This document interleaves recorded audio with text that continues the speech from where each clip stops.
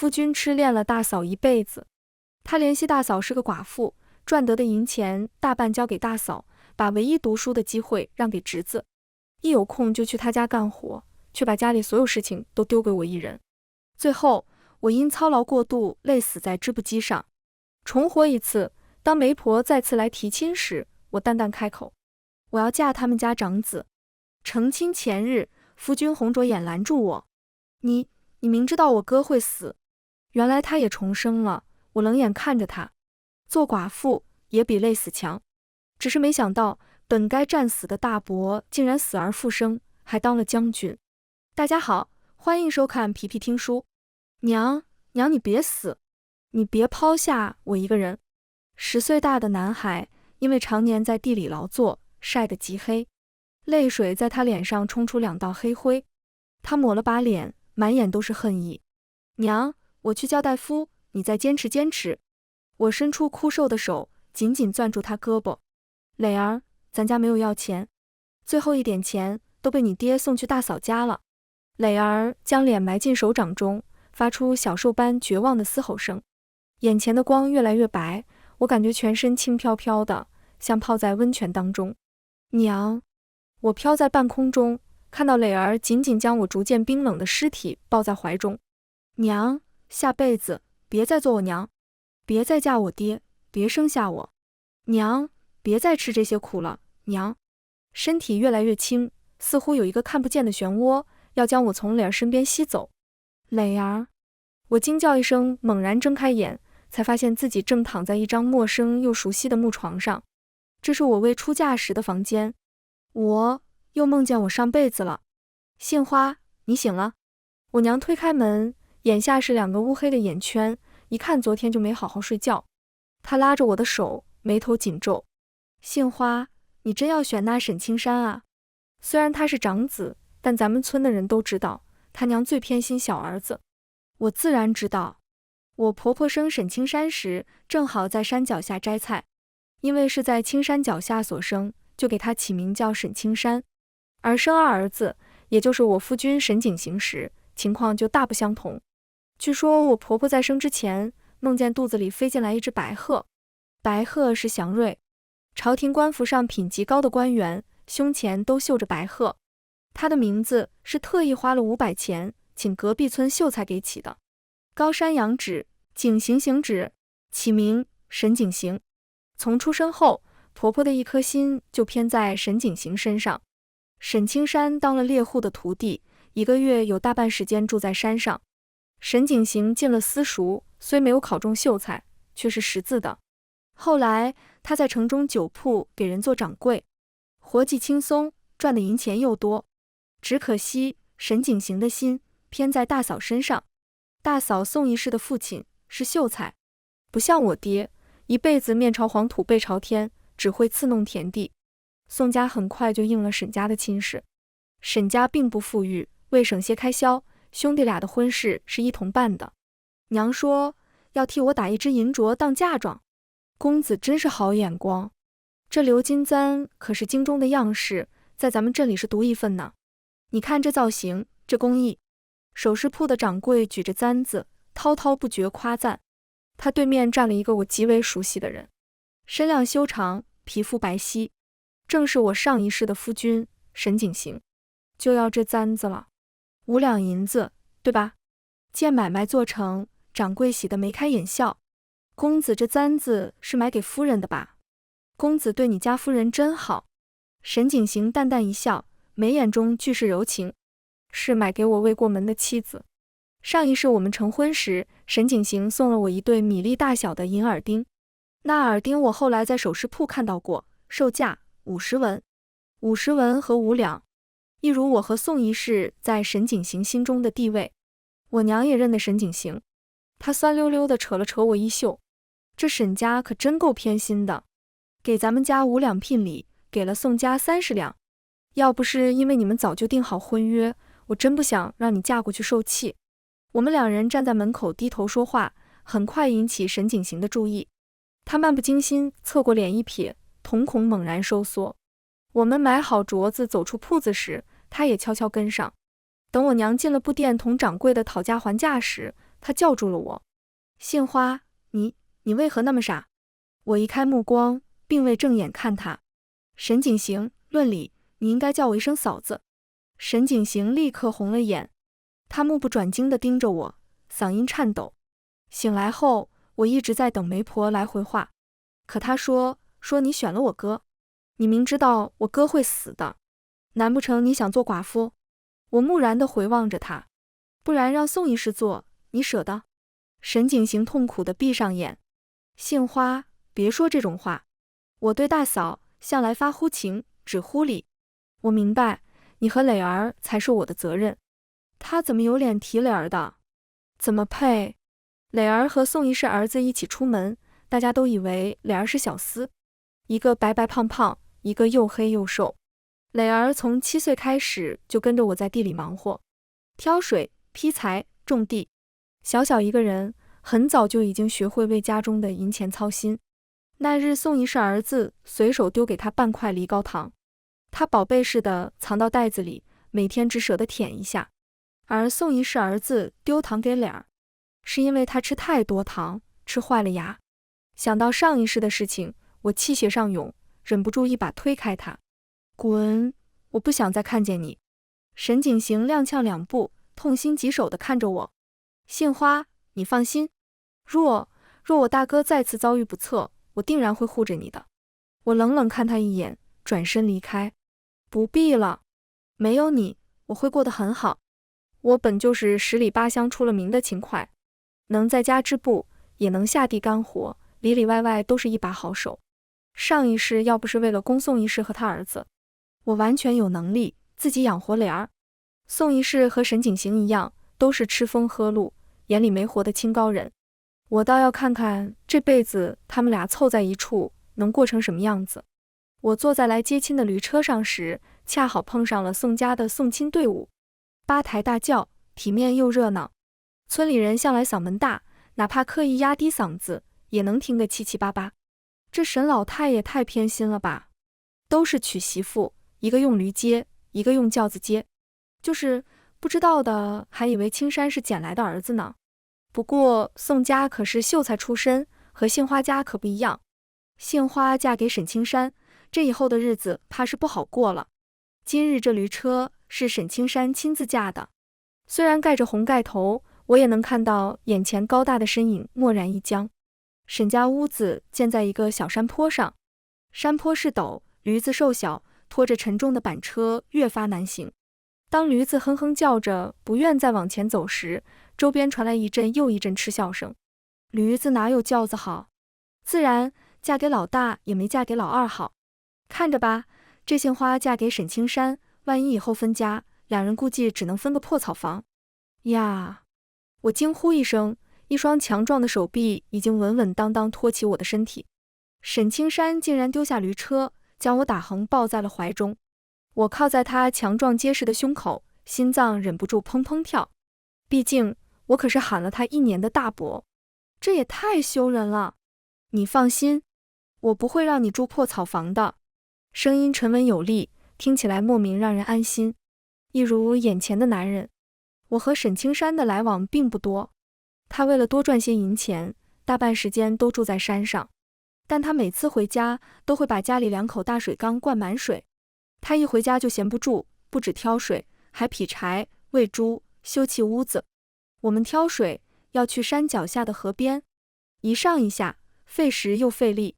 他不在家时，这些活都要我来干。每当沈青山回家，就是我最轻松开心的时候。我忍不住搂紧他的脖子。我不担心，能嫁给你，我很安心。呼吸声陡然加重，身下的脚步倏然加快，迅速超过一旁的轿子。晚上，我再一次感受到了沈青山和沈景行的区别，更高、更壮，也更强。沈青山天不亮就醒了，他将我按在被窝里，不许我下床。昨晚你累了，活我来做，你再睡会儿。我眨着眼，心里头又酸又涩。上一世，宋一世并不喜欢沈青山，他嫌他粗鄙，嫌他皮肤黑，嫌他沉默寡言，不懂风月。婆婆也不喜欢沈青山，嫌他性子沉闷，不会哄人，嫌他脾气倔强，不轻易服软。这么好的沈青山被人嫌了一辈子，还早早地死在战场上。这一次我一定要想办法救他。沈青山动作麻利地收拾完屋子，又去灶房烧早食。他虽然干活勤快，却实在是不擅长灶上的活，做好的吃食只能勉强入口。沈景行和宋一世嘴巴都很挑，平日只吃我做的菜。为了让他们吃得满意，我在灶房可没少下功夫。只是这一次，我才不会那么傻去伺候他们。爱吃不吃，他们少吃点，我还能多吃点。沈景行夫妻果然睡到日上三竿才起床。宋一世红着脸来到灶房时，我已经在准备午食了。他局促不安地站在那儿，神情有些懊恼。显然，他也明白自己实在起得太晚。有什么可以帮忙的吗，弟媳？弟媳，宋一世也重生了。我放下手中的白菜，直起身定定地打量他。他穿着一件粉色的襦裙，头上戴着沈景行送的蝴蝶金簪，面容清秀，皮肤白嫩，眉眼间带着羞意，和上一世的死气沉沉完全不同。想来他应该极满意沈景行的。你应该唤我一声大嫂。宋一世神情复杂地看着我。你太傻了，你会后悔的。上一世那无数个夜晚，你知道我是怎么熬过来的吗？我当然知道。有了孩子后，沈景行就再没碰过我。宋一世整宿睡不着，点了灯在那看书。沈景行就痴痴地坐在窗前，看着他印在窗上的影子。说来也好笑，小小一间院子，彻夜未眠的竟然有3人。沈景行看到饭菜没动筷子，就先皱起了眉。这菜谁做的？怎么不让杏花，可不让大嫂做？婆婆不明所以。这就是大儿媳做的，难道指望你那个睡到太阳晒屁股都不起的懒婆娘？宋一世一下子红了脸。婆婆对她向来没什么好脸色，这次见自己偷偷塞给小儿子的钱，眨眼就变成了她头顶的金簪，更是气不打一处来。还秀才家的闺女呢，最基本的礼数都不懂。你去满村打听打听，有谁家儿媳妇起得比婆婆还晚的？宋一世是个面嫩的，被婆婆夹枪带棒一顿说，连眼眶都泛红了。娘，早上是我不让一世起床的。见宋一世这样，沈景行心疼的不行。上一世他娘骂我时，他可从未替我说过一句话。沈景行一插嘴，婆婆更气了。宋一世哭着跑出屋子，沈景行去追。婆婆气得直拍桌子，满嘴都是狐妹子、懒婆娘。一顿饭吃得鸡飞狗跳，而沈青山却只是淡定地低头扒饭。她最是孝顺，竟然没有主动开口去劝慰婆婆。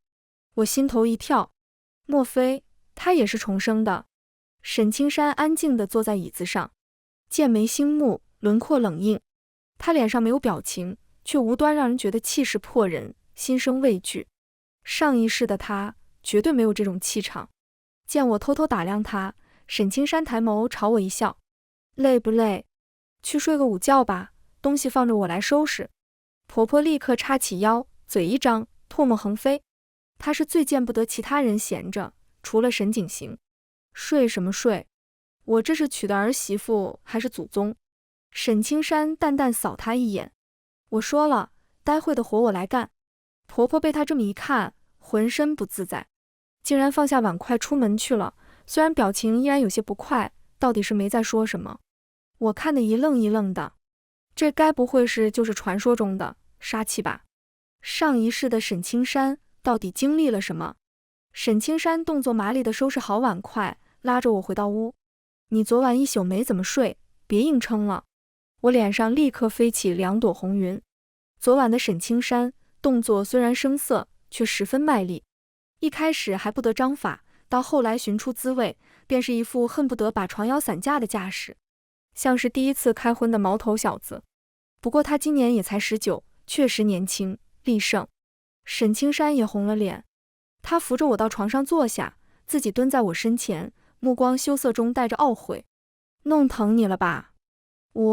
我第一次下手没轻没重的。等等，他说什么？我猛然站起身，惊得语无伦次。你大嫂生了沈瑞文，就比我们家脸儿小半岁。瑞文和你长得有3分像，不可能是别人的。沈青山叹了口气，站起身握住我的双手，清冷幽深的眼眸中盛满了心疼。傻姑娘，你看沈瑞文是像我，还是更像沈景行？犹如一道晴天霹雳打在头顶，劈得我头晕目眩，四肢发麻。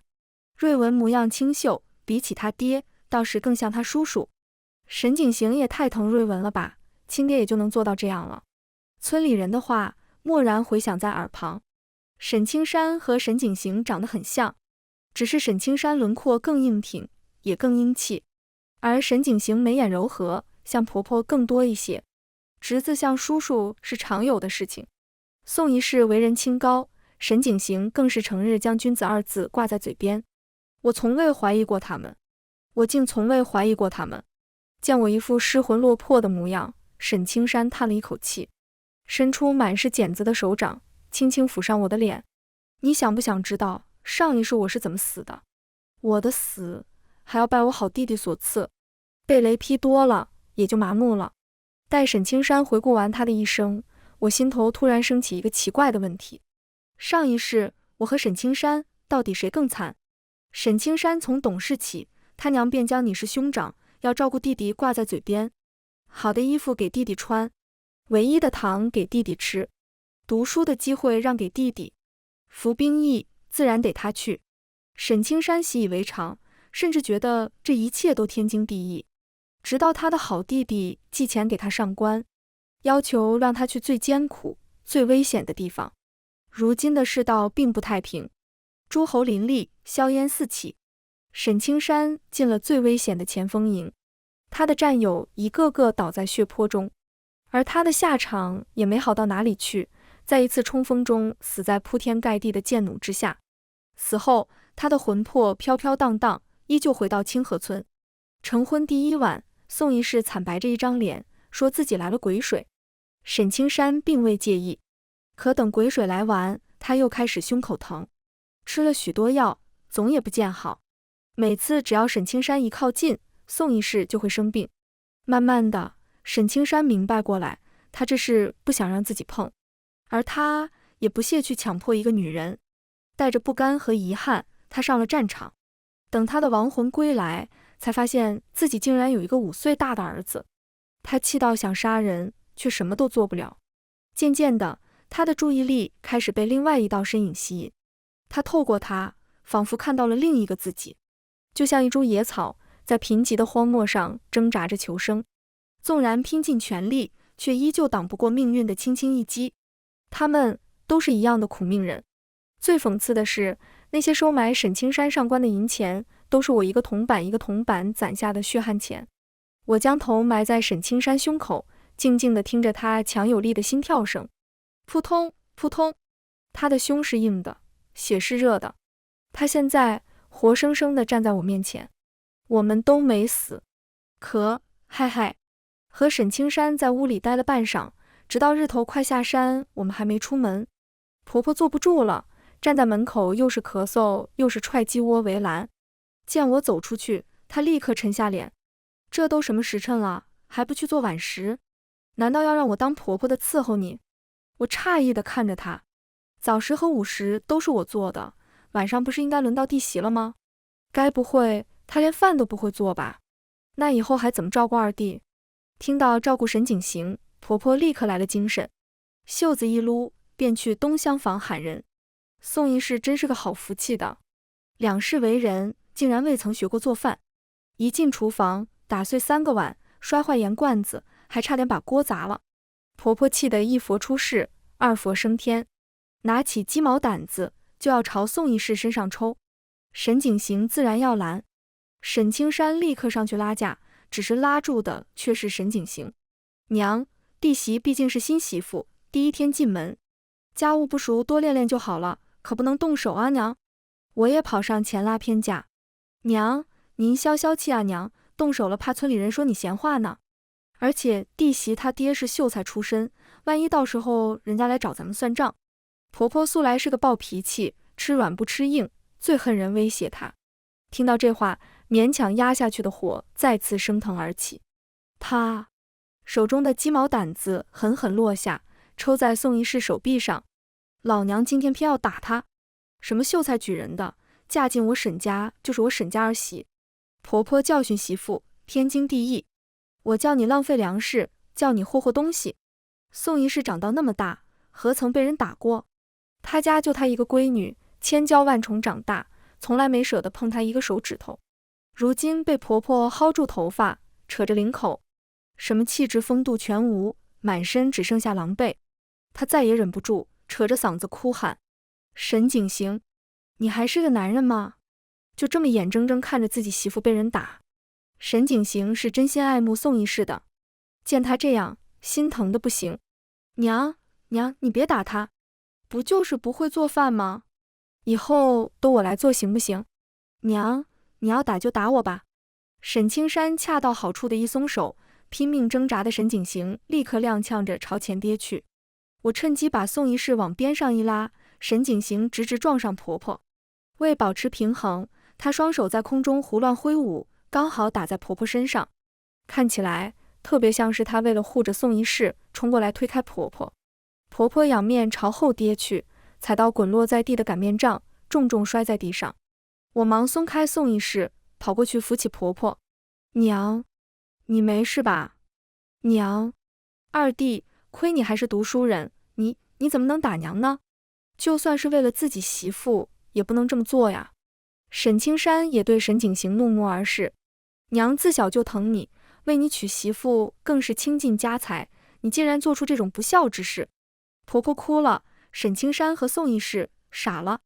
婆婆这一跤跌得不轻，摔伤了尾巴骨，要在床上趴2个月。宋一世心虚，自然也不敢回娘家告状。生了病需要有人伺机，端屎端尿，擦身喂饭。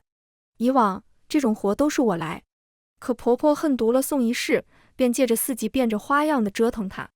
沈景行是她心尖上的儿子，儿子是不会错的，错的只有儿媳。呜呜，宋一世又坐在石榴树下哭了。上辈子沈青山死讯传来，我都没看到他这么哭过，可见是真伤心。沈景行站在一边，急得团团转。娘怎么就非要你伺候呢？这种脏活累活就应该让姓，可让大嫂做才是啊。宋一世哭得梨花带雨，声音发颤。你娘就是故意的，你不知道，她在我帮她接尿时，故意尿我手上。我的手是用来画画写字的，可不是用来给她接屎接尿的。我蹲在一边偷听，差点笑出声。我不管，我真的受不了，我要回娘家。沈景行焦急地拉住她。娘生病，你回娘家，传出去让我怎么做人？我是读书人，别人会指着我鼻子说我不孝的。宋一世不可置信地仰头看着他。你的心里只有你的名声，那我呢？你这么孝顺，为什么你自己不去伺候你娘？沈景行拧着眉，十分不理解。而大婢母，你也是读过书的，女德女戒肯定看过。伺候婆婆本来就是媳妇的本分，男主外，女主内，怎么轮也轮不到我去伺候。宋一世气得柳眉倒竖。你读过书，24孝肯定也看过吧？孝顺婆婆怎么就是我的事了？你要不拿到外头说道。做儿子的伺候母亲也是天经地义。原来他们也会吵架。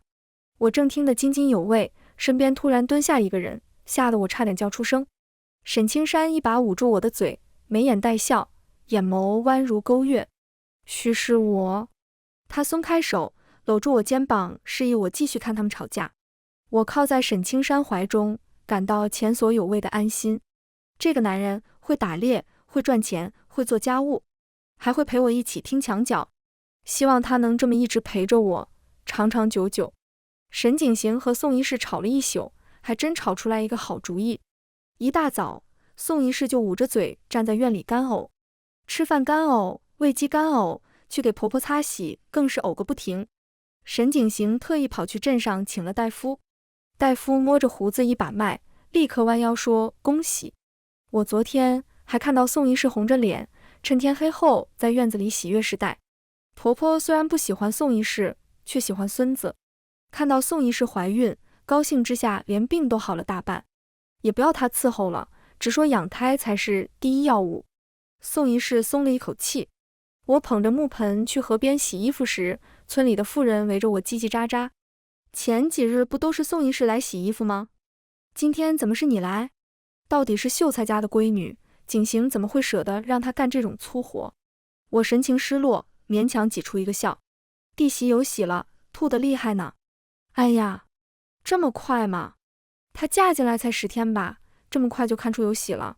妇人们立刻丢下衣服，将我围在正中间。哎呀，杏花，那以后你的日子可就难过了。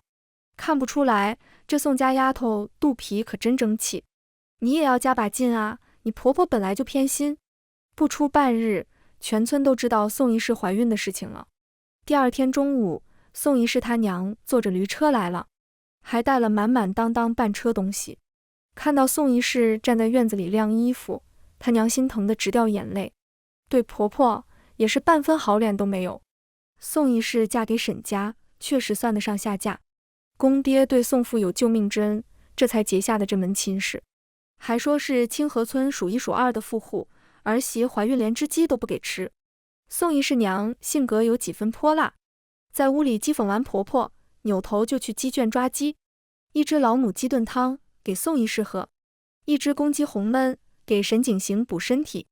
碰到我，她翻着白眼冷嘲热讽，还说是10里8乡有名的勤快媳妇呢，见弟媳怀孕也不知道搭把手。穷山恶水出刁民，不就是嫉恨我家姑娘样样比你强吗？我自然不会让着她。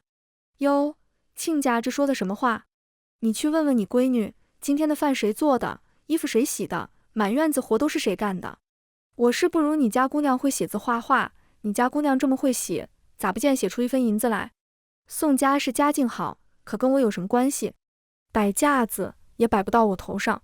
见我寸步不让，宋姨氏娘气得半死。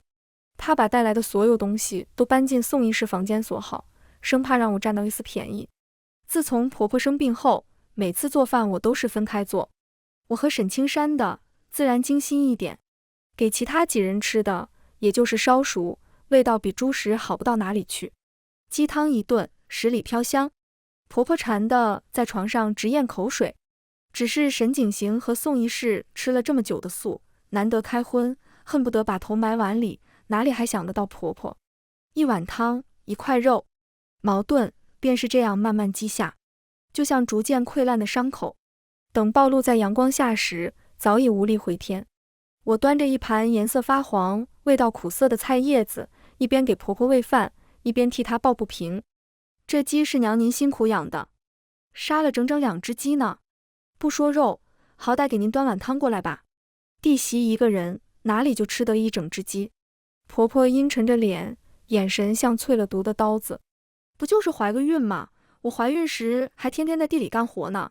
这小蹄子仗着我起不来床，天天作妖。等我病好了，看我怎么收拾她。我把一大口番薯饭塞进她嘴里。娘，你要快点好起来，家里没你可不行。在我的悉心照料下，婆婆总算是能正常起身了。村长家的儿子沈红在镇上医馆当学徒，每次归家，他都会热心地替村民们诊脉看病，收的药钱也比镇上便宜许多。今天是他回来的日子，我特意请他来给婆婆和宋姨氏把脉。当然，重点是宋姨氏。大娘放心，你虽当初摔得重，但调养得很好，不会留下什么后遗症。往后只是别干太费力气的活，其他的影响不大。婆婆收回手，满意的瞥我一眼，才将目光放在宋医师身上。还麻烦红哥替我家儿媳瞧瞧，她这肚子已经有3个月了，能瞧出来是儿是女吗？宋医师脸色发白，全身止不住的颤抖。沈景行见村长儿子过来，推说自己有事，早已溜得不见人影。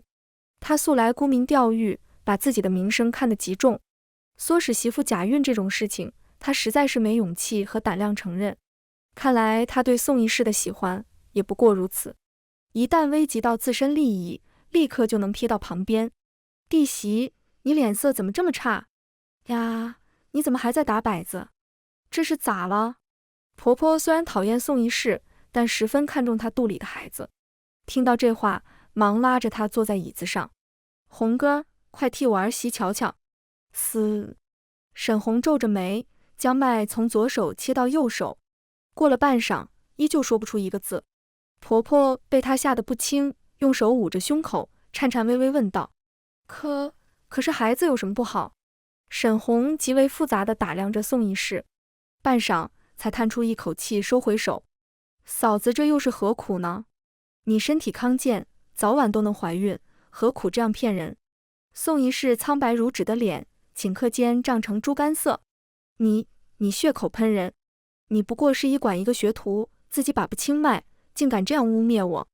儿啊，累坏了吧？娘给你做了绿豆汤。沈红家住的离我们家不远，他娘又是最疼他的。宋医师刚说完他血口喷人，就被他娘听了个满怀。哐当！沈红他娘把碗砸在地上，叉腰跳脚，口沫四溅。黑心烂肺的小娼妇！我家红哥早就出师了，他师傅都夸他青出于蓝胜于蓝。他好心替你把脉，你竟然敢这样污蔑他，看我不撕烂你的嘴！要论撒泼，沈红娘比我婆婆还强上几分。婆婆目瞪口呆站在一边，见宋医师被沈红娘扯得头发散乱，才反应过来，上前一步护着她。红哥娘，也许真是红哥看错了，我儿媳也是一时情急说错话，你别同她计较。她如今都3个月，已经显怀，怎么会是假的呢？呸！沈红娘一把推开我婆婆，张开双手像只扑食的老鹰。我家红哥妙手仁心，绝不可能平白无故泼她脏水。什么3个月？我看怕不是衣服里塞了东西吧？说话间，她扑过来就要去撕扯宋医师衣服，我赶忙上去拦住她。哎呀，红哥还在这呢，大娘你可千万不敢胡来。婆婆和沈红娘嗓门都大，一吵起架，简直比敲锣打鼓还热闹些。很快，村子里的人闻风而动，宽敞的小院中挤满了人。男人站在院外看热闹，女人挤在院子里拉偏架。偏的自然是沈红娘，毕竟她是村长媳妇，谁都得罪不起。拉扯推搡间，从宋医师腰上掉下一个薄薄的枕头。院内陷入诡异的安静，众人瞪大眼睛，鼻孔翕动，激动又紧张地看着这一幕。好啊，我就知道我家红哥不会把错卖。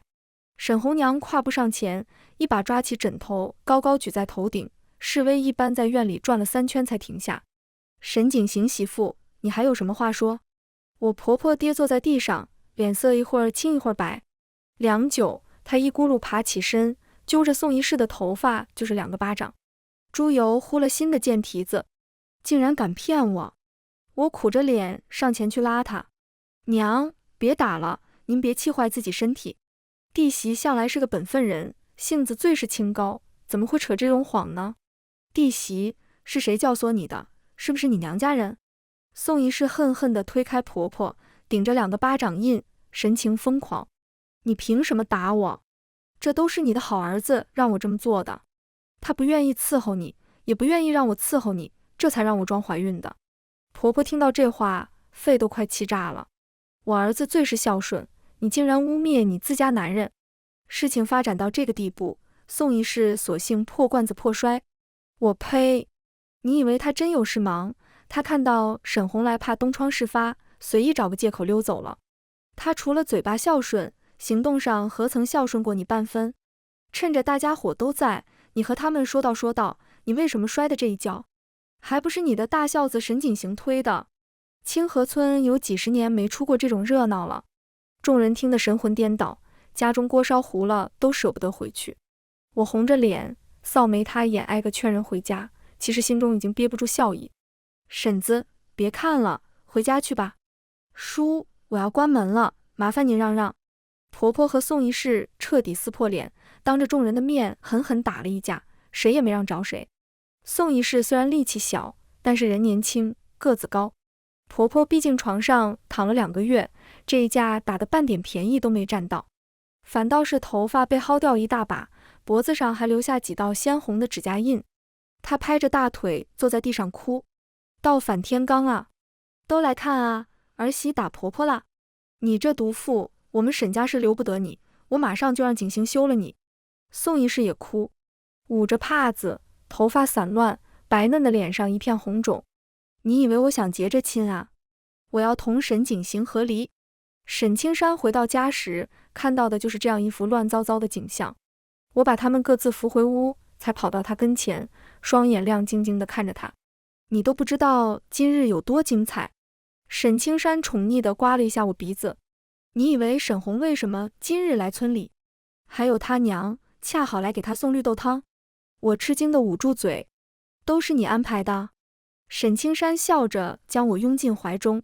杏花，你受的委屈我都看在眼里，且等着，为夫必将替你一一讨回。沈景行两世为人，终于娶到痴目一生的女子为妻，自然不愿意和离。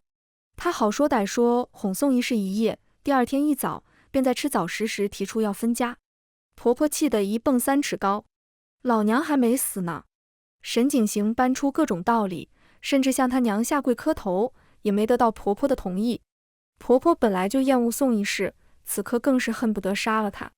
好你个丧良心的小娼妇，不但殴打婆婆，还要唆使我儿分家，我沈家岂能容你？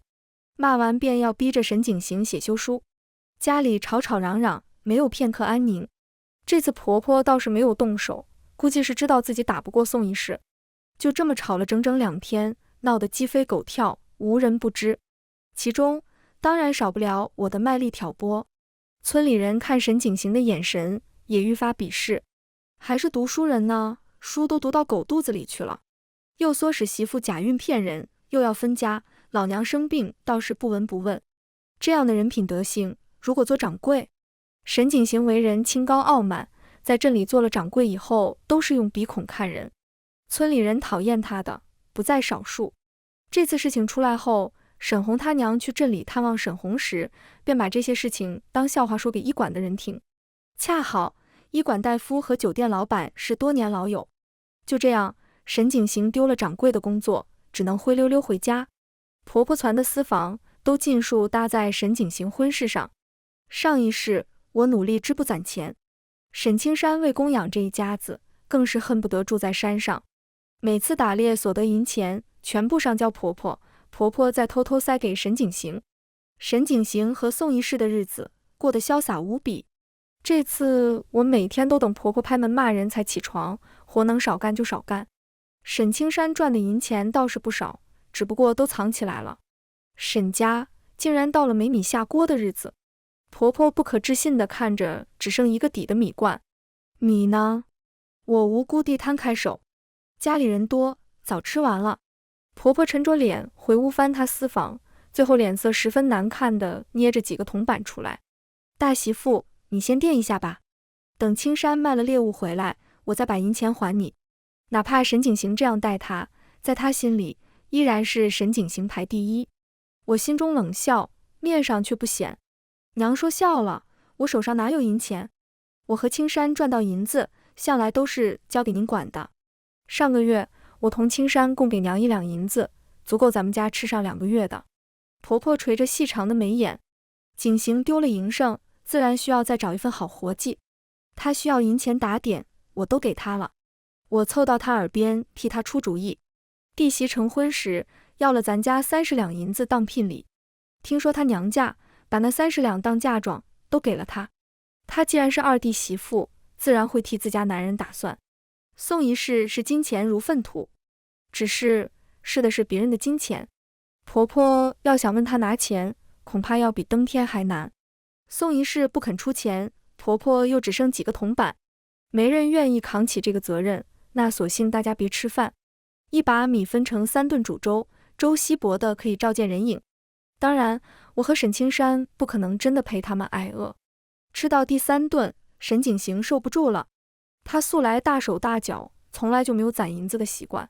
沈青山终于开口向宋一世讨要银子。当晚2人差点在床上打起来。宋一世从来就不是能过苦日子的人。沈景行丢掉差事，没了钱，在他眼里便同街上的臭狗屎没有两样。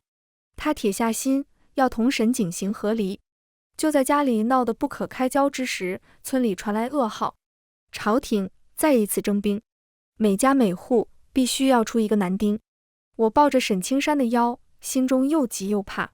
他轻轻摸了摸我的头，声音是从未有过的温柔。杏花，别怕，征兵令是躲不过的，但这一次我绝对能活着回来。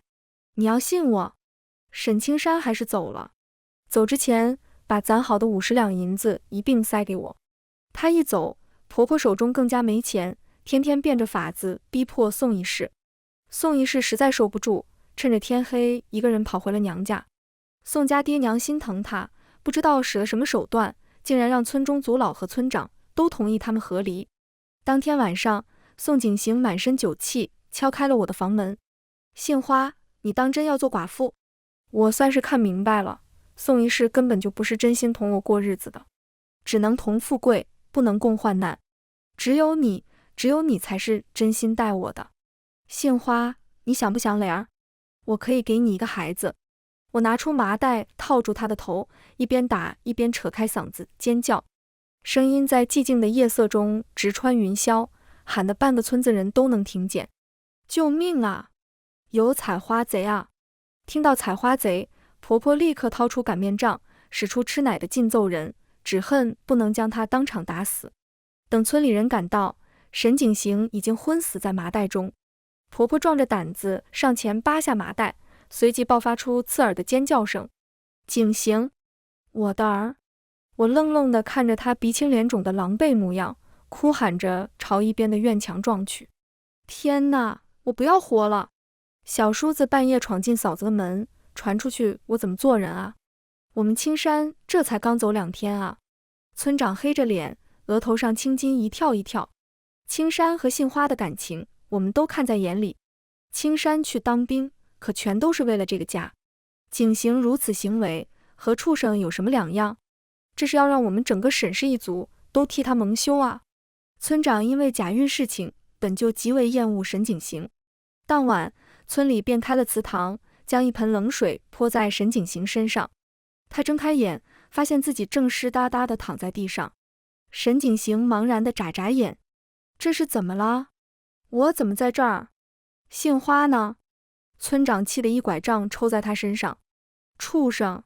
杏花是你叫的？说，你半夜进青山媳妇房间是想做什么？沈景行喝得云里雾里，听到这话不假思索脱口而出，找杏花生孩子。我哥死了，杏花就还是我媳妇。我尖叫着要扑过去，马上被其他妇人抱住腰。你哥才走几天，你竟然要咒他死？放开我！我要打死这不知廉耻黑了心肝的畜生！世道对男子总是比女子宽容许多，要是女人做下这些事，早就被拉着沉塘。可经过族中耆老商议，却只是将她赶出了沈家村，让她住到沈青山以前打猎时住的木屋中，就连族谱都未曾除名。婆婆心疼她，总是背着我去给她送吃食。我不理会她，只是做起家务越来越糊弄，洗碗摔破碗，洗衣服扯坏衣服，做饭做得比猪食还难吃。婆婆知道我对她有怨气，但是沈青山不在家，沈景行被族老们赶走，现如今我是她唯一的依靠，她并不敢和我撕破脸。沈景行住在山中，衣衫破旧，食不下咽，越想心里越憋闷。而就在这时，宋家村传出消息，和离没多久的宋一世准备改嫁了。对方是个死了老婆的官夫，年纪不小，但是在镇里有3家铺面。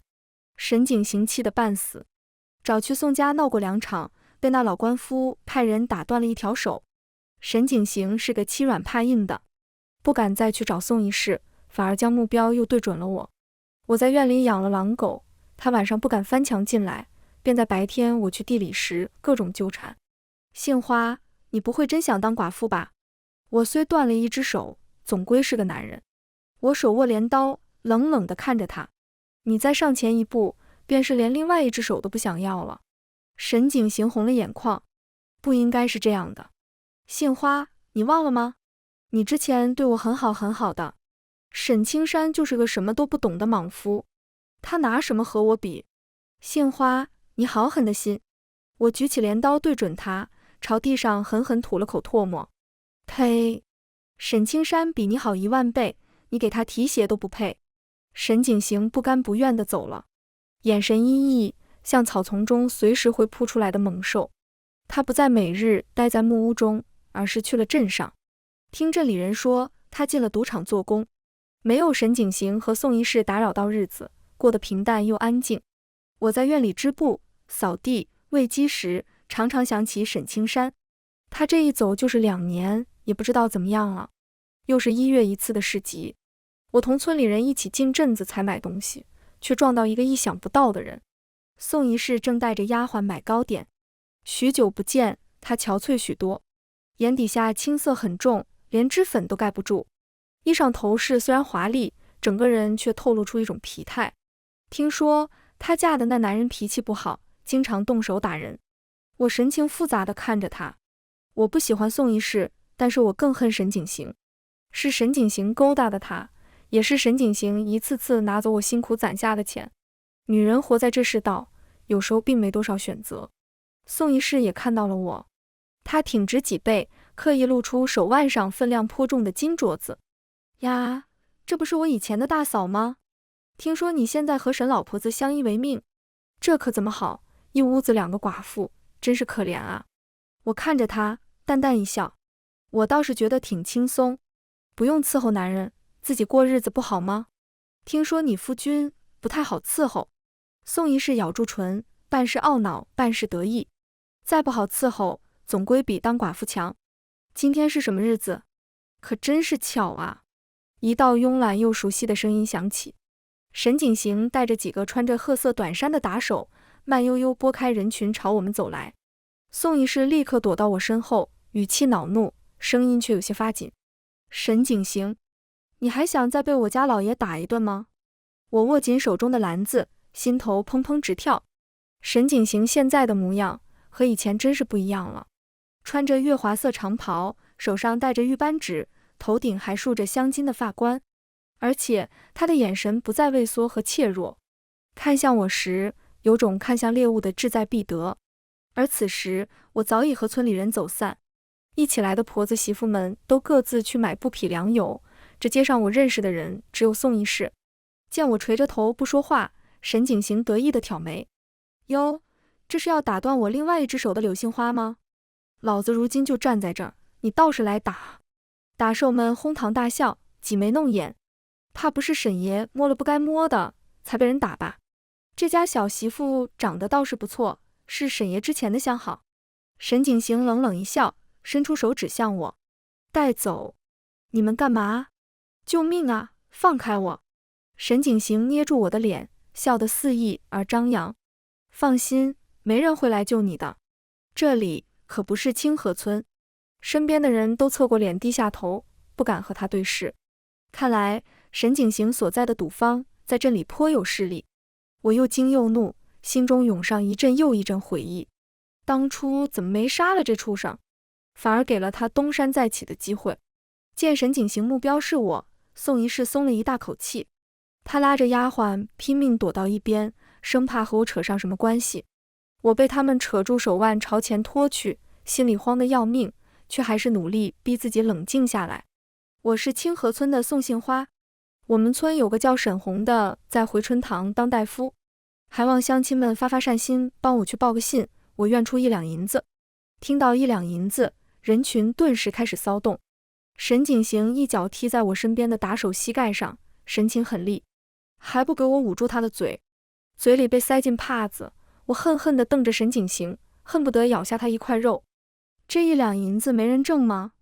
没人挣，我可挣了。高大挺拔的男人从人群中走出，笑着朝我伸出手。媳妇，给钱。是沈青山，他终于回来了。沈景行后退一步，满眼戒备。你没死？好，好得很，一个穷当兵的，没死又能翻出什么浪花？来人，把他也一起带走。咚咚咚，大地开始颤抖，无数穿着铠甲、握着利剑的兵士结成队列，从城门口浩浩荡荡地跑进来。沈青山淡然地朝他们一瞥，来人，把这些人全都带走。是，将军，将军。我呆愣愣地看着他，良久才扑上去，一头扎进他怀中。你可算回来了。沈青山紧紧拥着我，满足地喟叹一声。回来了，这次我要带你一起走。我握着沈青山的手，因为太过幸福而有种不真实感。宋一世站在一边，目瞪口呆地看着我们，脸上有嫉妒、羡慕、懊悔和不甘。我和沈青山一起走出城门时，还能看见他倔强站立的身影。不过此刻什么宋一世，什么沈景行，我都不在意。我的夫君，他回来了。这些年，婆婆身体很差，她为了让沈景行过得舒服一点，自己省下口粮给他吃，还每天跑去给他干活，夏日中暑，冬日挨冻。到如今，已经躺在床上不太能起得来身。得知沈青山做了将军，他灰败的脸陡然迸发出光亮来。嗨嗨，好，将军好。你弟弟念过书，有才学，嗨嗨，你便让他做个副将军吧。沈青山只是淡淡地看着他。这些年他做了许多恶事，危害乡邻，逼良为娼，我已经将他下了大狱，秋后便会问斩。婆婆猛然从床上坐起身，连咳嗽都忘了。你说什么？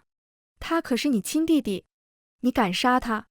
沈青山俯下身，目光幽沉地看着他。杀他的不是我，是你啊，娘。逆子如杀子，他走到今日这一步，可全是你的功劳。婆婆呕出一大口鲜血，半撑着身体躺在床上。你这畜生，那可是你亲弟弟啊！我叹了口气，替他擦去嘴边的血渍。娘，我这就去请大夫，你要好好保重身体，好好活着，每一日都活在白发人送黑发人的痛苦煎熬之中吧。婆婆到底是没能熬到行刑那一日，这也算是她的福气。沈青山问斩时，宋一世也去了。看到我，他露出一个极为苦涩的笑。沈青山也是重活的，对吧？如果我说上一世是沈景行哄骗的我，你信吗？我虽厌恶沈青山，但也知道廉耻，并不想背负偷汉。是沈景行，他半夜闯进我屋中，他给我写情诗，送我首饰点心，告诉我沈青山这辈子都回不来了。他说他会给我一个孩子，也会好好照顾我们母子。说到这，宋一世掩面而泣。我只是淡淡扫他一眼，便收回目光。我信，所以你还活着，而沈景行却要死。沈景行死得很狼狈，刚被押到行刑台上，就吓得尿了裤子。他哭得眼泪鼻涕呼了满脸。我错了，我再也不敢了，饶了我吧，求你饶了我。以德报怨，何以报德？刽子手举起刀那一刻，我转过了身。如今有孕在身，这等血腥场面还是少见为好。